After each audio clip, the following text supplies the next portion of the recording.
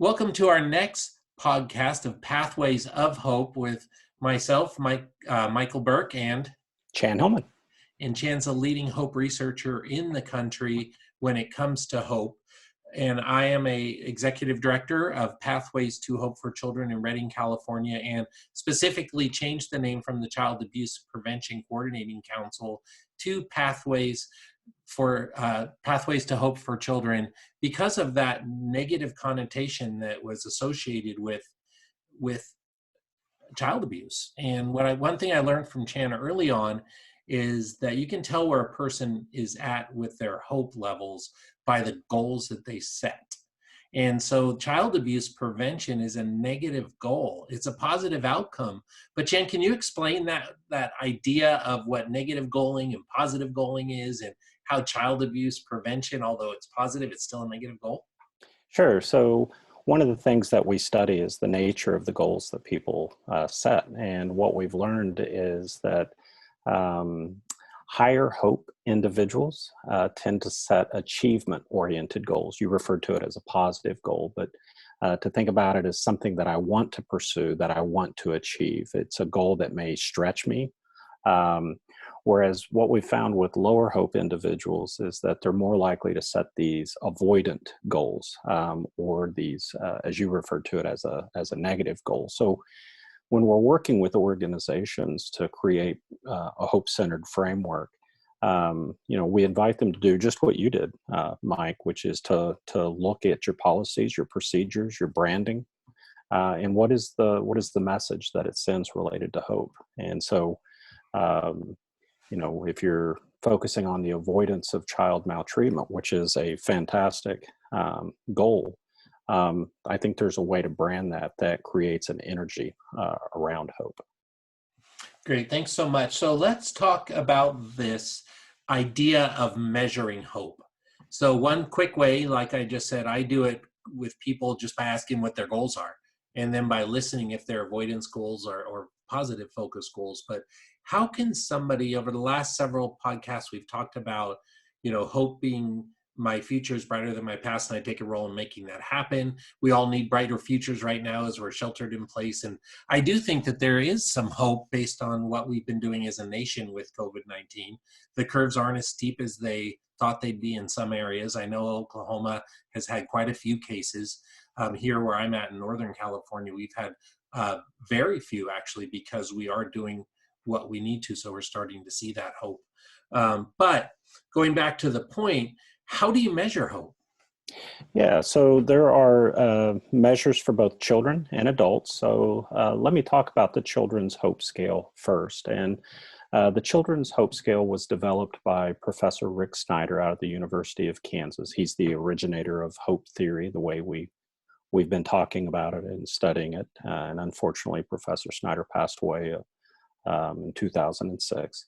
But he created this really easy self-report measure for children. And it is comprised of 6 items that you ask a child to read the item and then respond to, a range of scores, usually from a low of 1 to a high of 6. And then you add those scores on those 6 items to create a Children's Hope score. The Children's Hope Scale has been validated for children ages 7 and above. It works really well. We've published multiple studies on the use of the measure and the validity and reliability issues around it. It's really simple, takes about 5 minutes. Sometimes we might have to help children, understand some of the words or language, and that's okay. For the Adult Hope Scale, it is also a self-report measure created by Professor Snyder. And it is 8 items and self-report. And those 8 items are made up of 4 pathways items and 4 agency items or willpower items.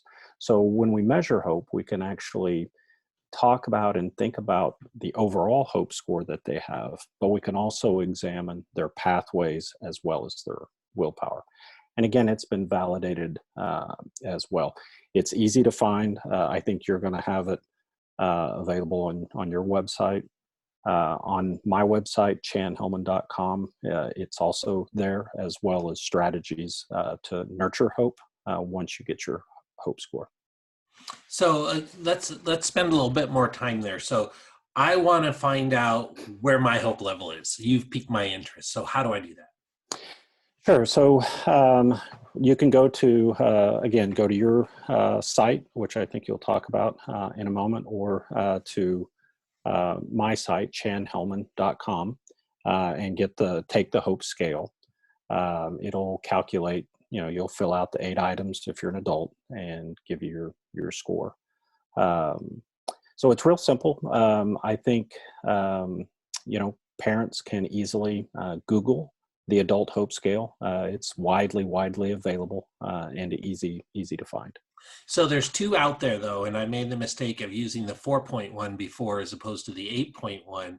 Can you talk a little bit about which method is better, or which hope scale is better? Yeah. So what you're referring to is the response format, and I'm trying to find a way to not get too technical, but we refer to that as a Likert type response format, and we're all familiar with this because, for instance, a 4-point Likert type response format may be strongly disagree, agree, or strongly agree.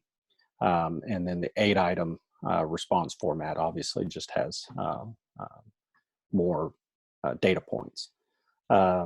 Both produce good, sound validity and reliability estimates, but the 8-point scale tends to work better. It has stronger validity and reliability estimates. And there's a whole host of statistical reasons for that. But if people are going to use it, I would recommend the 8-point one.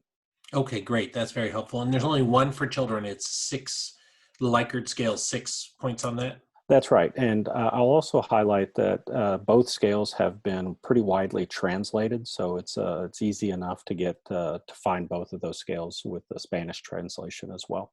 And then how often should I do it? Should I do it every morning and every afternoon, or 6 times a day, or how often should you take this?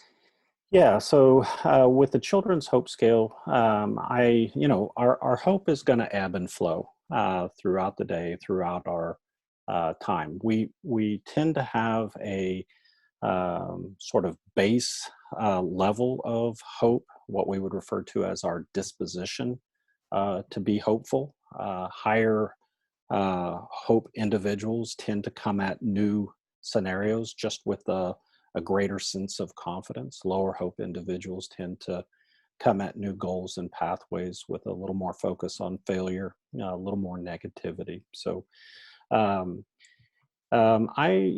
think you could do it, start maybe weekly or every other week.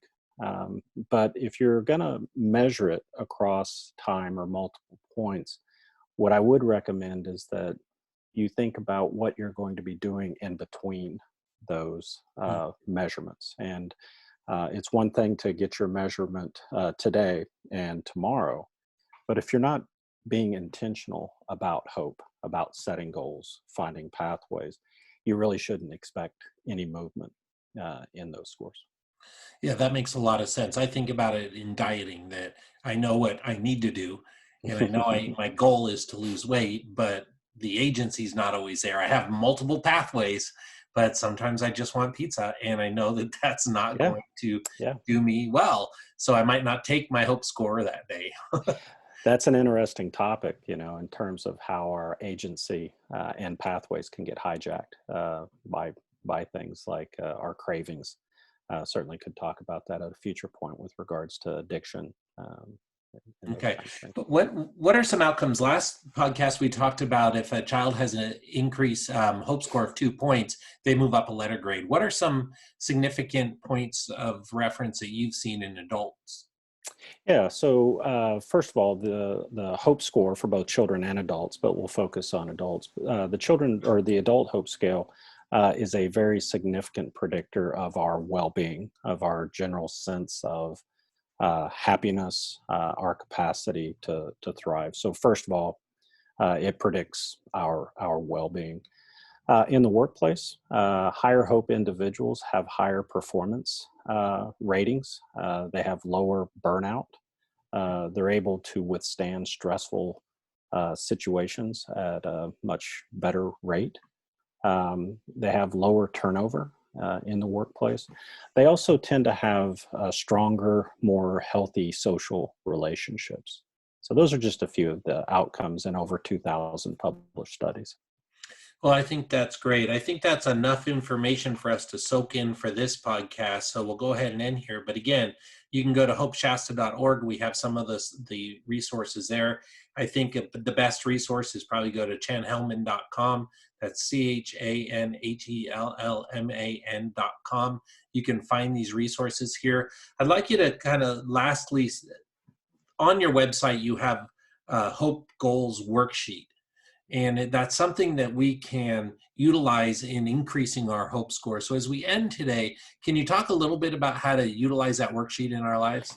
Sure. So what we invite people to do is to start with goal setting. And so the idea is to write down in as much detail as possible a goal that you have, whether it's a goal for this week or a much longer term goal. And don't worry too much about if it's an avoidant goal or an achievement goal at this point. One of the things that we'd ask you to write about is how big of a change will achieving this goal have on your life? Does this mean big change in my life, or is it just kind of a smaller change that I have to navigate? I'd also ask people to reflect on who else is going to be impacted by this goal. That is, if you achieve the goal, is it going to impact just you, or does it impact your family? And if so, how does it do that? And the reason I invite that is because hope is a social gift. It happens in relationship.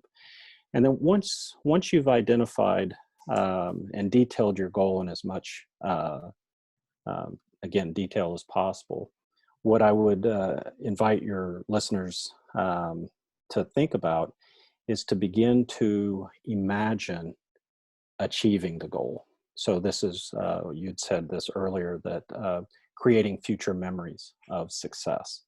So begin to imagine what success is going to feel like. What's it going to look like? Who else is impacted, as I mentioned? Because one of the things that we know is that imagination is the instrument of hope. Our ability to imagine the future is critical in our capacity to hope. Well, that's fantastic. A great way to end. I love what you said, that hope is a social gift.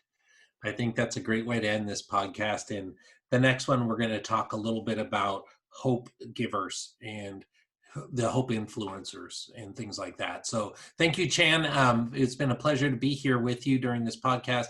Again, I'm Michael Burke, and I'm Chan Hellman. we are done. To catch you next time.